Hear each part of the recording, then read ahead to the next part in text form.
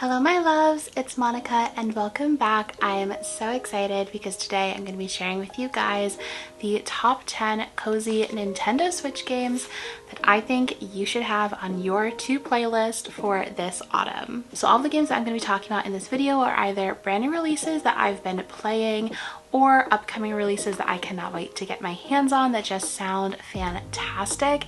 And I'm so excited to talk about all of these games with you guys. I would love to hear, of course, from you guys if you've played any of these, what your thoughts are on them, or if there are any games that I missed that you just think should also be on my radar. Please let me know in the comments down below.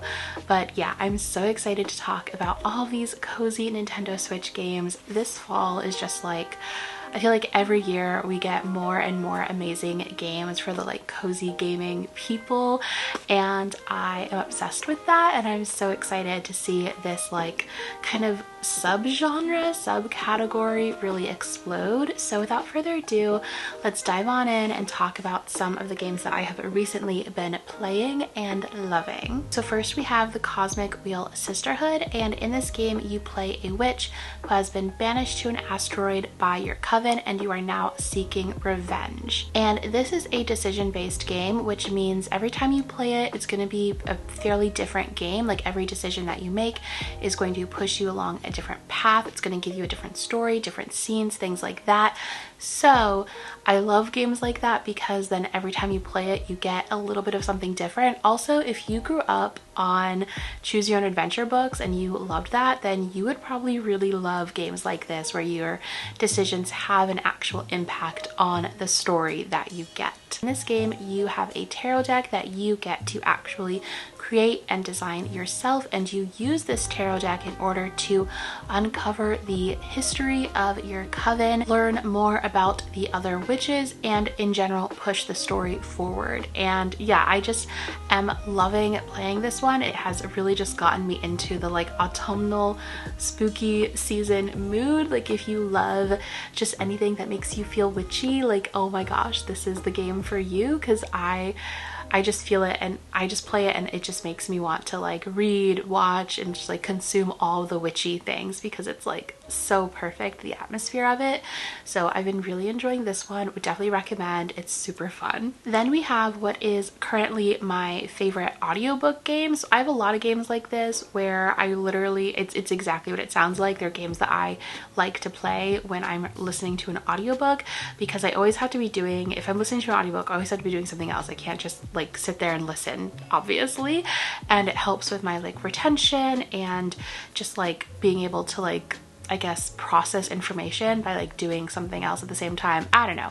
Anyways, my current favorite one is The Shape of Things, and this is like kind of like Rubik's Cube inspired. Basically, you get these items in gachapons, which are like capsule toys, and you figure out what they are by like maneuvering them. But yeah, it's a super straightforward, simple game, but if you like just like simple puzzles and things like that, and if you like Rubik's Cubes, for example, you will really like this one. And again, if you are looking for more like audiobook games like I like, then you probably should have this one on your radar. And then of course, Fae Farm.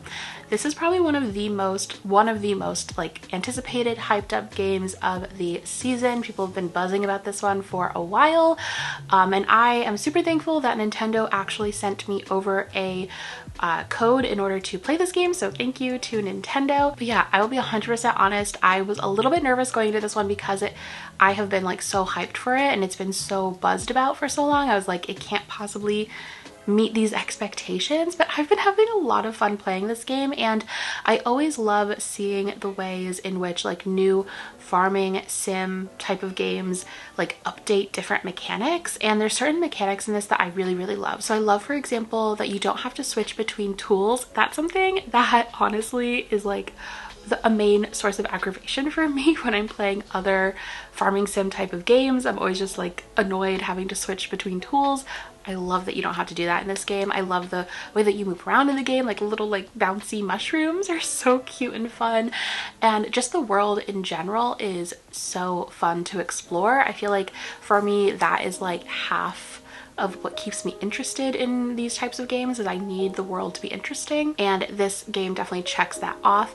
Just in general, aesthetically, the world is beautiful. Just aesthetically, the world is like super whimsical, and I love exploring. And I also really like the way that progression is handled in this game. It doesn't feel quite as grindy as a lot of farming sims like this can feel, and I also appreciate the sort of emphasis on crafting versus just like farming a ton of items to sell. Like I kind of like that, which feels a little bit different from like other farming sim type of games. One complaint I have seen from other creators is wanting like more original dialogue with the NPCs, which I get, but I will be honest, sometimes with farming sim games I get really into like the character dialogue and all of that, but other times I kind of just like skip forward and I just want to like do my tasks, and for me that's not really an issue. So, but I do want to point that out in case that is like a huge thing for you, like you really want like original dialogue, like a ton of it, then you know, maybe this one isn't for you. Weirdly enough, I've actually seen a lot of gamers who typically aren't into cozy games really liking Fae Farm, which I think is really funny. I quite like that. Anyways, overall, I have no actual complaints. I've been having a blast just like exploring the world, and I love this like whimsical, magical take on the farming sim genre. So that's been my experience with Fae Farm so far. Now, the rest of the games on this list are ones that are coming out soon. The first one is possibly my most anticipated game of the entire year, and that is Mineko's Night Market. And this has been like, I think on every single one of my like upcoming cozy games videos for the past while. I think ever since I started making these videos, because I have just been so excited for this one, and we finally have a release date. It is coming out at the end of September. I am just beyond excited. I cannot even begin to tell you. I'm so hyped. In this social sim adventure game, you play as Mineko, a young girl new to a town that was once known for its night market. Your goal is to restore the struggling village to its former glory by uncovering secrets while managing your daily activities like completing jobs, going on quests, and crafting in prep for the weekly night market itself. And there's also like this extra added mystery around this like cat spirit, and the art just looks beautiful. The story sounds so fun, and I'm just so excited for this one. It looks like just everything. I really hope it's not disappointing. That would be, oh my gosh, that would be so sad, but I just am not even thinking about that. That's not even in the realm of possibility in my mind. I just can't wait to play it. It's gonna be so good. I think I'll do like a cozy gaming vlog for this one, because I haven't done one of those in a minute. And yeah, I'll probably post that on here later this month. I might actually do a cozy gaming vlog for Fae Farm also, but that I might post on my Patreon. So if you aren't subscribed to my Patreon, you should check me out there.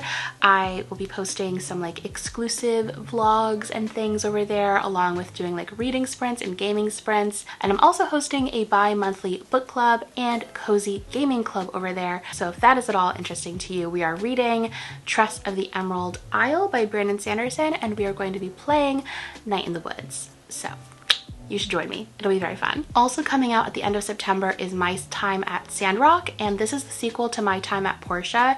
And I enjoyed My Time at Portia, but I did have a few issues with it, mostly with the mechanics. I kind of found it to be a bit clunky. However, I have heard from people who have played the early version of My Time at Sandrock that it has fixed like basically all of the issues that people had with My Time at Portia, and like just improved it so much more, and it has made me super excited for this game. So this is another like farming crafting sim game where you farm, craft, woo or romance different NPCs. Definitely perfect for all those like Stardew Valley, Animal Crossing fans out there, which is all of us, I think. But yeah, this is the sequel to My Time at Portia. In this one, you've arrived at Sandrock, which is like a desert kind of town, and yeah, it just looks really fun. And then coming out in November is Fashion Dreamer, and this game is like, if you are like me and you love doing like character design at the beginning of games, if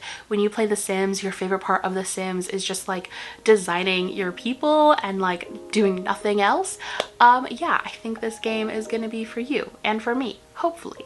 Basically, you just like create outfits, you create looks, and then you post the looks, and people like the looks or engage with the looks, and you can like design your own clothing items and accessories, and then you can like visit other people and see what they've designed, and you can like take their designs and wear them yourselves, and this just sounds super fun and like everything I've been wanting. And like the outfits from the preview images genuinely look cute, which is quite difficult to come by, if I'm being so honest. That is my like main frustration with something like The Sims, for example, is that I just have never found the outfits to be cute, and these ones genuinely look cute. And yeah, it just sounds like a fun time, and I'm very excited for it. I'm especially intrigued for the multiplayer option. I also like, depending on how I feel about the game when I finally play it, I think it'd be cute to do like some TikToks or something where I recreate outfits from the game in real life. I think that could be fun, we'll see. But yeah, I just think this game just looks so silly, so fun, and I love it already. I'm so excited. The rest of these games don't have a specific like release date / month, so all I know is they say generally these are supposed to be coming out sometime in 2023. So sometime this year, these games will be out, hopefully this fall, but you know, maybe not.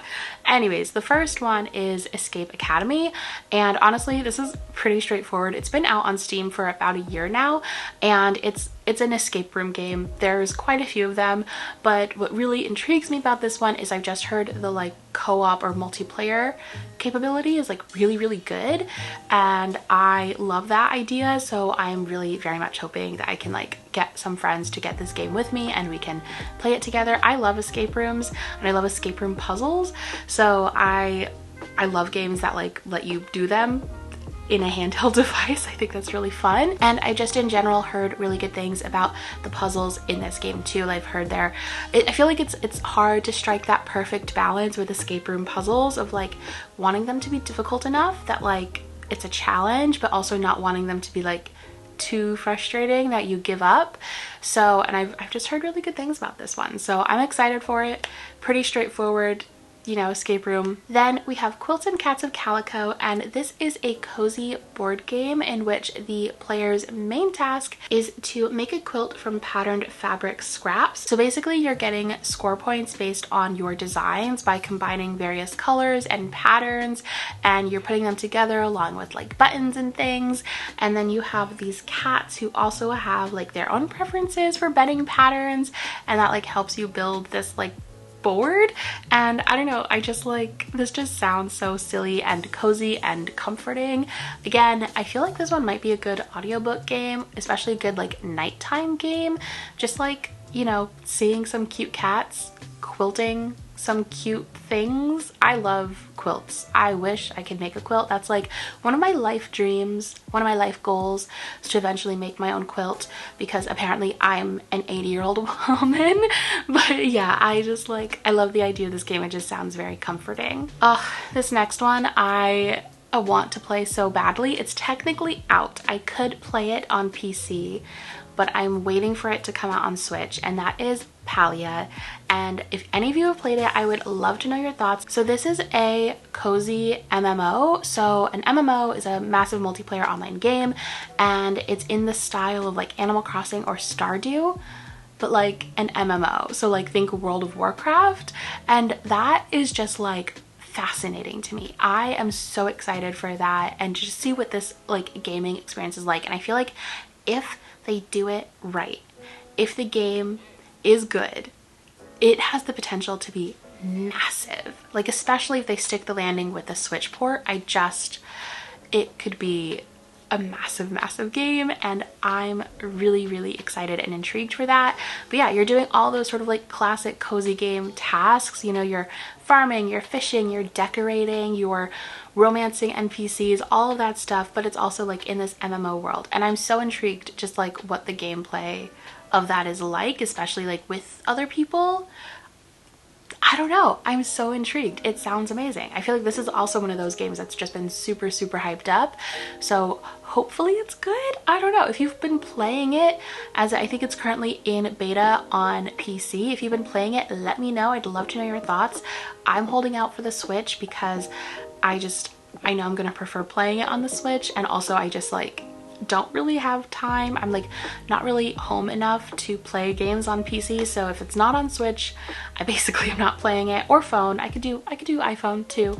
But yeah, I just am so excited for this one, and also I'm not excited for how much time I think it's going to suck out for me, but otherwise very, very excited. And then I was so excited when I heard that the creators of Coffee Talk have a new visual novel coming out, and that is Afterlove EP. And this game just sounds like it is going to tug at the heartstrings and also just like really inspire you and all of that. This game takes place in modern day Jakarta, and you play as Rama, who is a musician grieving the loss of his girlfriend who had passed away a year previously, and he's struggling to move on from that loss while also trying to be, you know, a good musician or part of this band.